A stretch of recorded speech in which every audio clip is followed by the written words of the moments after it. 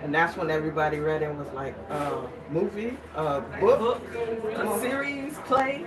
I mean, come on.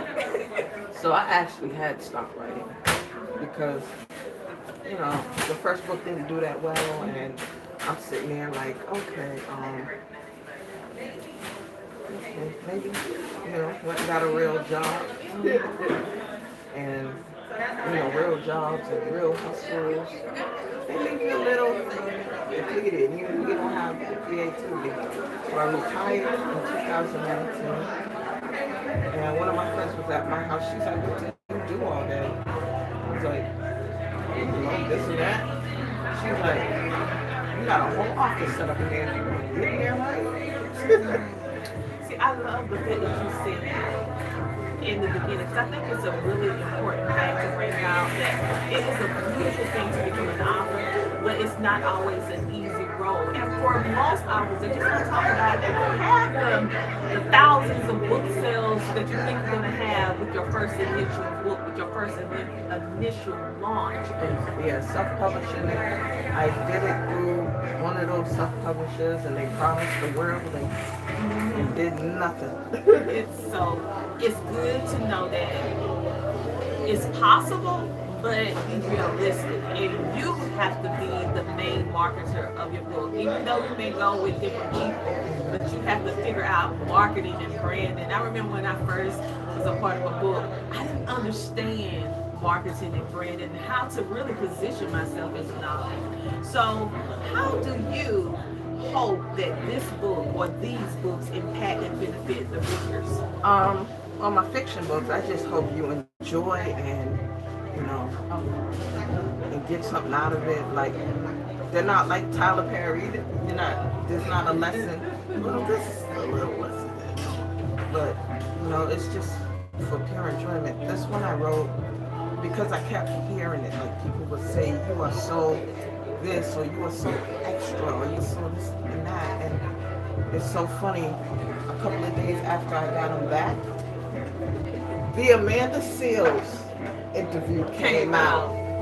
And what was Shannon saying? "I can imagine you were this and you were so that." And I was like, link it to my book. I ain't tried to contact her, but I haven't heard back from her yet. So I'm gonna keep going because she is a major influencer. So she may not be the one opening the mail, but she may open it soon. You never know when you get through. And maybe you need to get to one of the people on her staff. But as a featured author here with the LitCon event presented by Blue Impressions Publishing, what aspect of this event are you looking most forward to? Networking. Book sales it's good, but networking with other authors, like I've met a couple I still call friends. This is my third LitCon. That's wonderful. And I'm hearing that as a common thread with all the authors that we're interviewing is that you love writing your books, but it's the networking that you really like to do and getting to know people and knowing their stories. So LitCon, when we think about it in general, it aims to provide their attendees with a unique perspective or a unique insight of life of the author. But based on your experiences, what key pieces of advice would you offer to someone who is aspiring to become an author? Like we talked about earlier, keep going. And if you need help with anything, reach out to other authors. Whether they're small time, big time, just reach out. Exactly. So, could you share a compelling excerpt from your book, or perhaps a highlight of some of the topics covered in the table of contents to get the attendees and the guests like wanting more? Just read chapter 1 or chapter 2, not the chapter, but just the title of it. Oh, there's no titles to the chapters. Oh, well, just give us a little excerpt, a little paragraph, or a little sentence.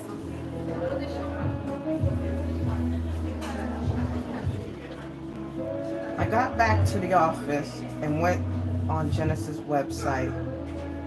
I read his bio. It says he's 24 and from College Park, Georgia. He's 24, I thought. That's only a 5-year difference. I could live with that. I laughed at how silly I felt. It's not like we're serious about each other. Age doesn't matter. I popped the CD in and started listening. My first thought is, he's definitely no Rakim, but his skills did exceed most of the rappers in the game right now. By the fourth track, my assistant Alicia popped her head in the door. That's not the Isleys, she said, referring to my usual music choices. No, it's not. It's Genesis. I tried to sound like I knew what I was talking about, but that made Alicia give me a strange look. I heard he is good, so I thought I would check him out. I wasn't ready to tell anyone about Genesis yet. Alicia nodded and said okay before closing my office door behind her. What happened behind the door, people? If you want to find out, you have to purchase the takedown. Tell them how they can get your book. They're on Amazon, also www.symphony18publishing.com. All right. Well, thank you so much for stopping by the Tina Ramsay Show. Thank you. It's been a pleasure. Have a good day. You too. Thank you. Bye. I gotta take a picture.